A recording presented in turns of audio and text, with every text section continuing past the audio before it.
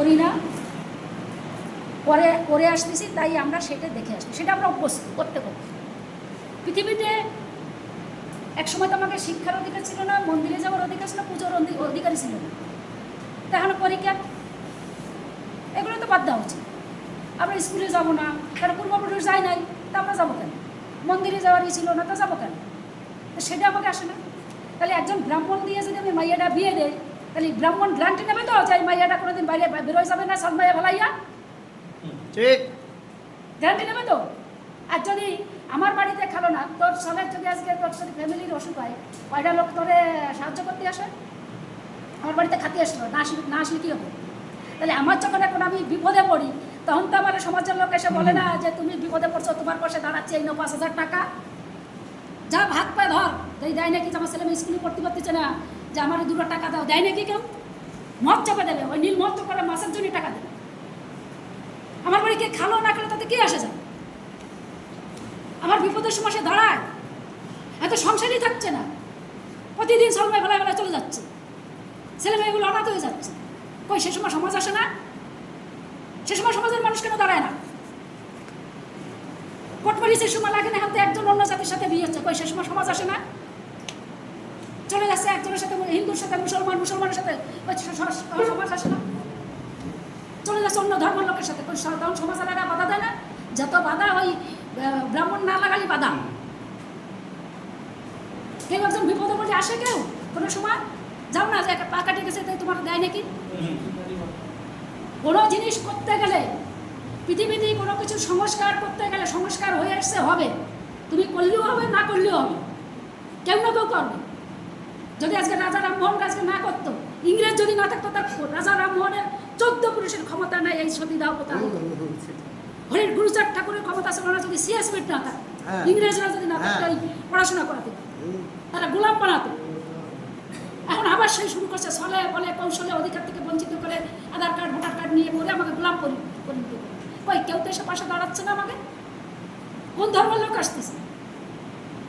এটাকে তোমাকে বুঝতে হবে। আগে করিনি তাই বলে করবো না, এটা তো হতে পারে না। সংস্কার তো তুমি না করো, অন্য লোক করবো। বিবেকানন্দ যখন বললো, বিবেকানন্দ মারি ফেলে দিয়েছে। বিবেকানন্দ যখন বললো যে হাড়ির ভিতরে যত ধর্ম ছোঁয়াছুত রক্ত মুচি মাথার রক্ত আমার গায়ে বইছে, তখন একটা সর্বনাশ হয়ে গেল। তখন আর পিছনের থেকে হাতুড়ি দিয়ে মাথা দিয়ে বাড়ি মারি ফেলে গেছে। চৈতন্য মহাপ্রভু যখন ওই একই কাজ করেছে, জাতপাত ভেঙে দিয়ে হরিনামে প্লাবন করতেছে, সেটাকে নিয়ে জগন্নাথের মন্দিরে পুরীতে তাহলে মারি ফেলে গেছে। আজও পর্যন্ত এখন পুরীর মন্দিরে বহু লোকরা ঢুকতে দেয় না, যে রাষ্ট্রপতি মুর্মুটারে ঢুকতে দেয়, রাজারা এটা রাষ্ট্রপতি রামনাথ কোবিন্দ তারা ঢুকতে দেয় না। কোন মন্দির? গরুর কানের ভিতরে একটা জাতি আমার দিক না, আমার যদি ওই রাষ্ট্রপতি যে আমি বলছি তখন রাষ্ট্রপতি আমি হই না। একটা গরুর কানে, তাজা গরুর কানে, তোমার কানের ভিতরে তুমি বলে আসতে কি বোঝে? আবার পাথরের মূর্তিতে রাষ্ট্রপতি তারা নিচু জাতি বলে তাকে শুদ্ধিকরণ করানোর জন্য ব্রাহ্মণের কাছে নিয়ে গেছে, অন্তর করে দিয়েছে, পাথরের গরুর কানে যাইয়া বললো, তারপরে জলের ছিটে দিল, সে আবার নিজে ঝাড়ু দিয়ে পুরালো, তারপরে জলের ছিটে দিতে বসলো। ওরম রাষ্ট্রপতি হবে কেন? এ তো আমার জাতিকে ধ্বংস করা, জাতিকে অপমান করা। আমারে বলছি তো, আমার সাথে তো লাগছিল হরিনামে, ওই যে হরিচাঁদ ঠাকুরের নামে যে আমি দিছি, আমার কাছে আমি তোমার আমি ওরকম এমপি হই না। ধানকারের সাথে বাদলাম আমার ঝগড়া, আমাকে তোমার ওরকম এমপি হই না, লাগবে না আমার এমপি। আমার ঠাকুর আছে, তোমার ঠাকুরের নাম আমি নেবো কেন? আমার উদ্ধার করছে তো এই ঠাকুর, তাহলে আমি অন্য ঠাকুরের নাম নেবো কেন? জয় শ্রীরাম আইসে নাকি আমার উদ্ধার করতে, তাহলে আমি তার নেবো নাম নেবো কেন? ওটার সাথে তোমার ঝগড়া হবে। নীতি ভ্রষ্ট হয়ে গেলে সব শেষ। বাহ বাহ, শ্রেষ্ঠ। তোমার নিজের সমাজ, তোমার উপকারের জন্য সমাজ। আজকে যে বাংলাদেশে যে মুসলমানগুলো তারা আরেকটা চাইছে 90 লক্ষ লোক, এই যে বইয়ের ভিতরে আছে 90 লক্ষ লোক ইংরেজরা সেন্সার বোর্ড করেছিল। আমার ওই অত্যাচার হিন্দুকে জন্য ব্রাহ্মণকে অত্যাচার হয়ে তারা মুসলমান গ্রহণ করছে, খ্রিস্টান। আমাকেও হতো তাই যদি হরি ঠাকুর না আসতো। একদম যথার্থ। কোথায় যাইতে? অত্যাচার হয়ে তোমাকে আমার লোক 90 লক্ষ লোক মুসলমান হয়ে গেল। আজকে তাকে বলছে যে হিন্দুর কোলে নিতে এসো। কোথায় ছিল সে সময় যে গুরুচাঁদ ঠাকুর পড়ানোর জন্য হরি ঠাকুর দাঁড়ে দাঁড়িয়ে ঘুরছিল? এগুলো বুঝতে হবে না? কারা আমার আপন? হরি ঠাকুর তোমার আপন বেশি না তোমার ওই যে ব্রাহ্মণ পৈতাল আপন বেশি? তোমাকে শত্রু ডেকে ওই মুসলমান তোমাকে শত্রু না ওই ইয়ে ওই যে এটা তাকে কিছু না ওই লালকৃষ্ণ আদবানি তার জামাই তো মুসলমান, রাজনাথ সিং এর সব কটার জামাই মাইয়া সব বিয়ে করছে মুসলমানের সাথে, ওই তখন তাকে কিছু হয় না? নিচে এসে আমাদের সাথে হিন্দু মুসলমানের গোলমাল বাঁধাতেছে।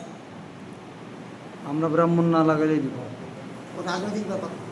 রাজনীতি সব কিছুই রাজনীতি, কোনোটা রাজনীতি ছাড়া না। হ্যাঁ তাই। এখন ভোটের রাজনীতি হয়েছে আগে রাজরা করেছে।